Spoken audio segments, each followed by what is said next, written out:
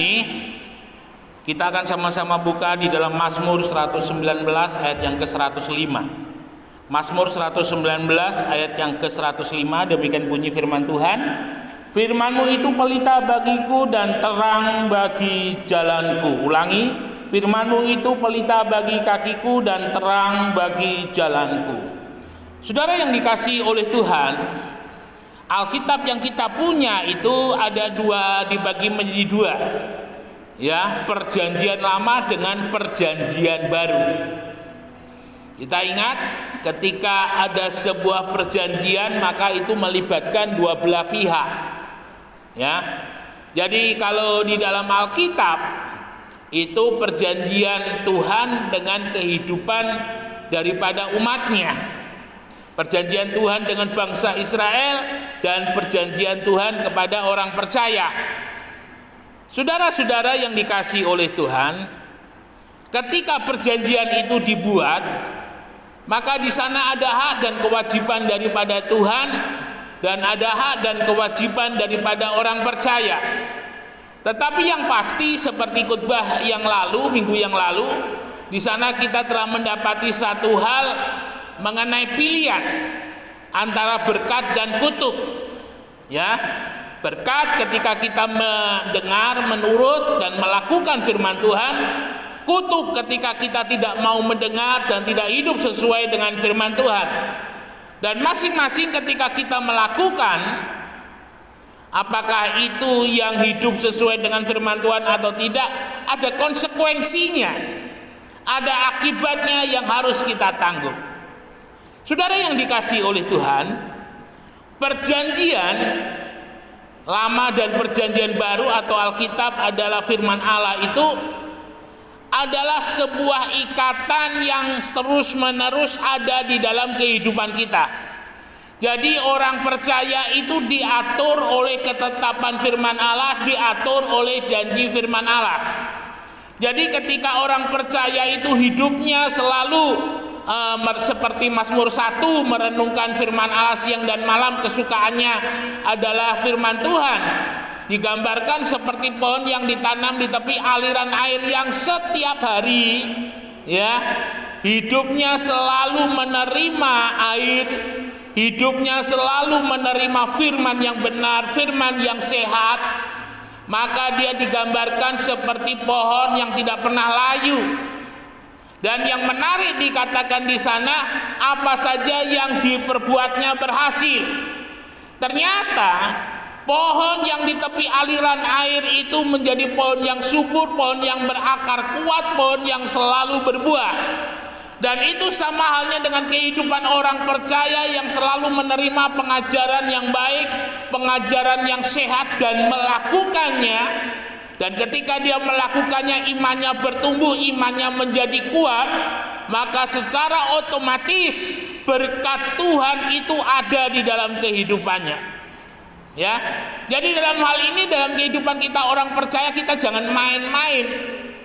Jika hidup saudara mau hidup diberkati, apa yang saudara terima, pengajaran apa yang saudara terima yang baik, yang sesuai dengan firman Tuhan dan saudara lakukan, firman itu sendiri yang akan memberkati di dalam kehidupan saudara. Dan firman itu juga yang akan menghukum di dalam kehidupan saudara. Ya. Jadi ini sebuah konsekuensi yang harus kita sadari ketika kita menjadi orang percaya dan ketika kita membuat perjanjian dengan Tuhan.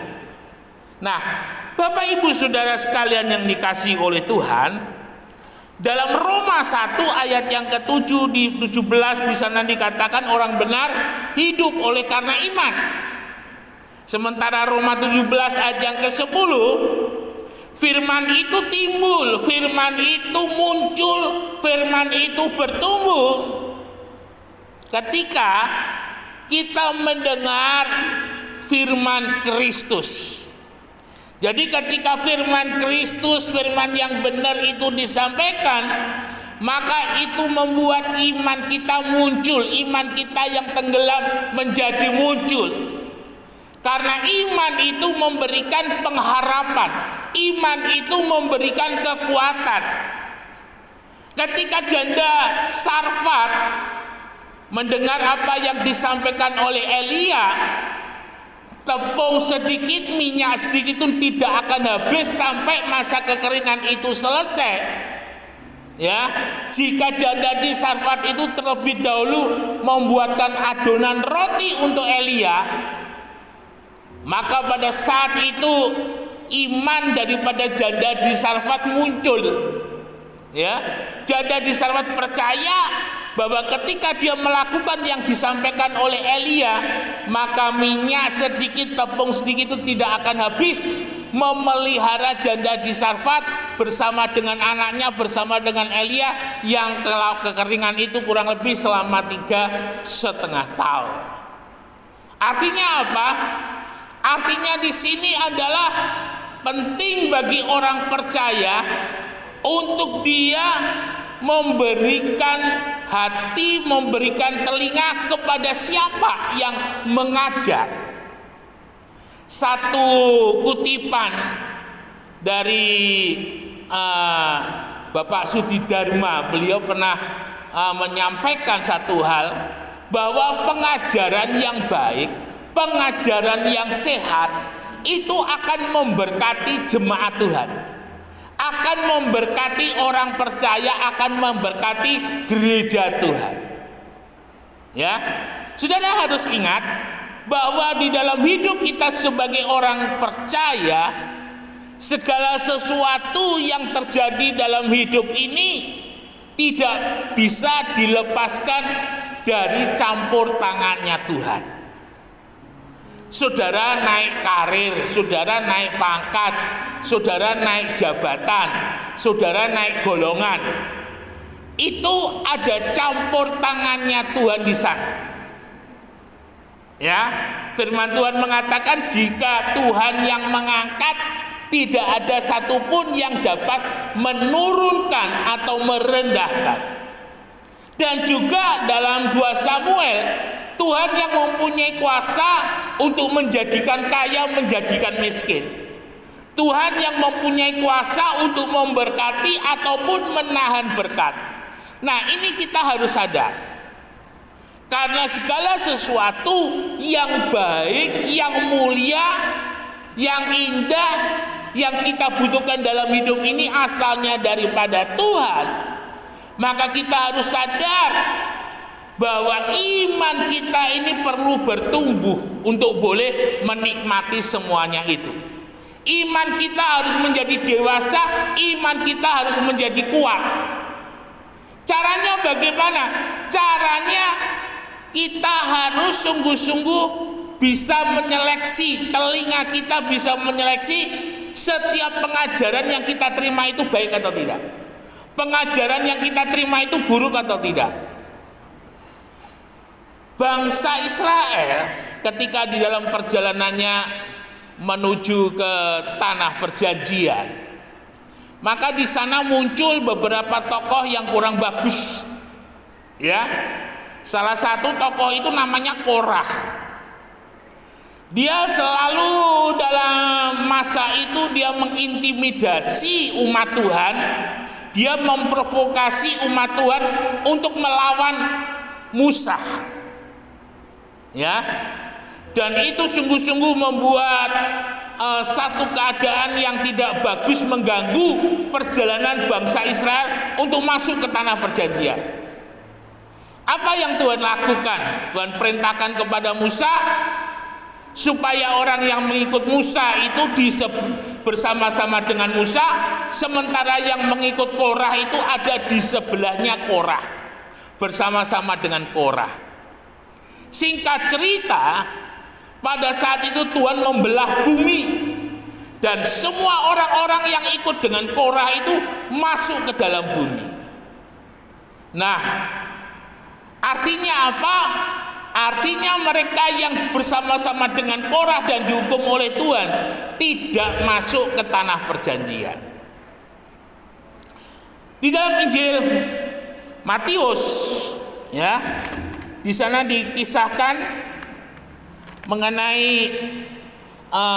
satu keadaan mengenai 2 orang yang ini, 2 orang yang sedang menabur. Yang satu adalah Matius 13, 24 sampai 30. Yang satu digambarkan di sana menabur yang baik. Ya, Tuhan digambarkan sana, dikatakan Tuhan, dia pagi-pagi seorang penabur, dia menabur yang baik. Tetapi pada malam hari datanglah, dikatakan di sini ya pencuri atau orang yang lain begitu, musuh dikatakan di sini. Ya, ekstrim sekali bahasanya. Dia menaburkan lalat. Saudara yang dikasihi oleh Tuhan, ketika sama-sama tumbuh lalang dan gandum, saudara tahu lalang ya, lalang itu rumput-rumput yang panjang sekali. Dia lebih tinggi daripada gandum, tetapi dia sama sekali tidak ada buah. Yang namanya lalang itu tidak ada buah, tidak ada hasil. Meskipun dia begitu tinggi, tegak begitu. Sementara gandum ketika dia berisi bulir-bulirnya itu, semakin lama semakin dia tunduk, semakin banyak, semakin masanya panen, ternyata gandum itu yang mengeluarkan bulir-bulir itu semakin tunduk. Lalu ketika gandum ini masih muda, hamba daripada Tuhan ini bilang, Tuhan, bagaimana kalau sebaiknya lalang itu saya cabut? Tuhan ini bilang jangan. Ya, biar aja. Nanti kalau pada waktunya panen, gandum itu masukkan di gudang, sementara lalang itu ikat lalu kemudian bakar. Saudara perhatikan dengan baik di sini bahwa sebuah pengajaran itu menentukan goal, menentukan hasil akhir, menentukan hasil tidak hanya hasil akhir tetapi setiap kehidupan itu ada sebuah proses. Kalau proses itu baik maka dia akan naik. Tapi kalau proses itu buruk dia akan turun. Seperti halnya Saul dengan Daud. Ya, Daud ini saya gambarkan dengan gandum. Meskipun berliku-liku jalan hidupnya, Daud selalu setia kepada Tuhan. Daud selalu menjaga hatinya menyenangkan Tuhan. Dia naik. Ya. Dan menurut sejarah, bangsa Israel mempunyai wilayah yang paling luas justru pada zamannya Daud. Konon Daud mempunyai wilayah kekuasaan itu sampai ke Iran. Saudara bisa bayangkan kalau lihat di peta itu, waduh itu luar biasa itu. Jauh sekali itu Iran itu dari Israel. Tetapi wilayah Daud itu bisa sampai ke sana. Ya, artinya Daud naik seperti hanya gandum tadi. Tetapi Saul itu seperti lalat. Meskipun dia raja, meskipun dia punya kuasa, meskipun istilahnya dia punya prajurit, tetapi saudara perhatikan, Saul turun, kalah perang terus, kalah terus, dan sampai akhirnya di titik yang paling akhir, di kekalahannya itu Saul bunuh diri.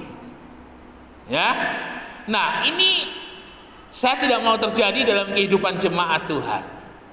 Jadi pada akhir zaman ini ada banyak macam pengajaran, ada banyak yang disampaikan. Ya, jangan kita harus sadar sekarang ini ada mulai muncul nubuatan, ada muncul mimpi-mimpi. Ya, dan kalau saya boleh bilang, mereka yang menamakan diri hamba Tuhan, mereka yang suka mimpi-mimpi itu, mereka selalu menampilkan mimpi-mimpi yang luar biasa. Ya, seolah-olah dia pergi ke surga itu seperti tidak ada PPKM begitu. Naik turun. Ya, ini saya baru ngomong sama Tuhan. Tuh ngopi-ngopi sama Tuhan ya, sarapan nasi bakar sama Tuhan, dan ini saya baru turun dari surga. Waduh, cilaka betul. Hati-hati. Intinya Bapak Ibu Saudara, sebuah pengajaran yang sesuai dengan firman Tuhan, Yesus selalu menjadi keutamaan. Kebenaran firman Allah itu harus menjadi keutamaan.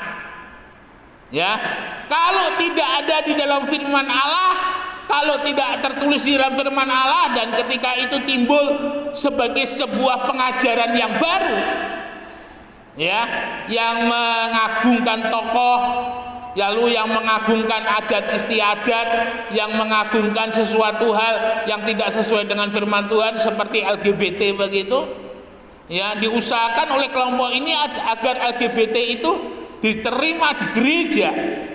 Dan saya perhatikan beberapa film di YouTube, postingan-postingan TikTok di YouTube itu ternyata mulai ada postingan-postingan yang menonjolkan LGBT. Ya, LGBT ini kalau gampangannya saudara, laki suka sama laki begitu, ya, jeruk kok makan jeruk. Nah, hati-hati. Pengaruh-pengaruh dunia ini pengaruh-pengaruh seks bebas, ya. Bagaimana dunia mengajarkan, para artis memberitahukan, wah, saya sebelum menikah saya sudah kumpul, ya, bukan kumpul ngopi-ngopi, ya, mungkin kumpul sapi, mungkin kumpul kebo, atau kumpul arisan, atau kumpul apa. Ya, hati-hati, jangan sampai nilai-nilai, ketika nilai-nilai firman Allah itu digantikan dengan nilai-nilai yang lain, nilai-nilai sekuler, nilai-nilai hedonisme, nilai-nilai duniawi. Hati-hati saudara. Hari-hari ini Tuhan hanya mencari mereka yang menyembah di dalam roh dan kebenaran. Orang bisa menipu diri dengan baju putih, orang bisa menipu diri dengan pembawaan yang alim ulama, ya, tetapi di hadapan Tuhan mereka tidak bisa menipu diri, dan dari buahnya itu bisa dilihat kualitas yang ada di dalam hidupnya. Buah yang baik selalu berasal dari pohon yang baik. Pohon yang sakit, pohon yang hampir mati, dia tidak bisa mengeluarkan buah. Mungkin kalau bisa mengeluarkan buah, ya buahnya pasti jelek. Nah, ini kita harus hati-hati, ya. Pengajaran-pengajaran, adat istiadat, budaya-budaya yang tidak sesuai dengan firman Tuhan, tinggalkan semua. Kita jaga hati, jaga hidup sesuai dengan firman Tuhan. Jika mungkin hari ini saudara terjatuh, ya, terjatuh, cepat bangun, minta ampun kepada Tuhan. Ingat, apa yang saudara perbuat itu pasti ada konsekuensinya. Apa yang ditabur orang itu pasti dituainya, ya. Tetapi jangan khawatir, Tuhan ketika saudara meminta ampun, Tuhan akan memberikan kekuatan ketika konsekuensi itu harus saudara hadapi, ya. Tuhan buat konsekuensi itu tidak mengganggu di dalam kehidupan saudara ketika saudara meminta ampun. Sore hari ini firman Tuhan mengingatkan dalam kehidupan kita di akhir zaman ini, supaya kita betul-betul cermat. Tidak semua yang kita dengar itu baik, tidak semua yang kita terima itu baik. Yang tidak sesuai dengan firman Tuhan buang, yang tidak sesuai dengan firman Tuhan hindari, yang tidak sesuai firman Tuhan jauhi. Back to the Bible. Jadikan firman Allah itu selalu sebagai yang utama dan terutama di dalam hidup ini, ya. Kiranya Tuhan Yesus memberkati dalam hidup kita, terus jaga hidup ini di dalam pengajaran yang benar, dan hidup saudara akan terus diberkati dan menjadi berkat bagi kemuliaan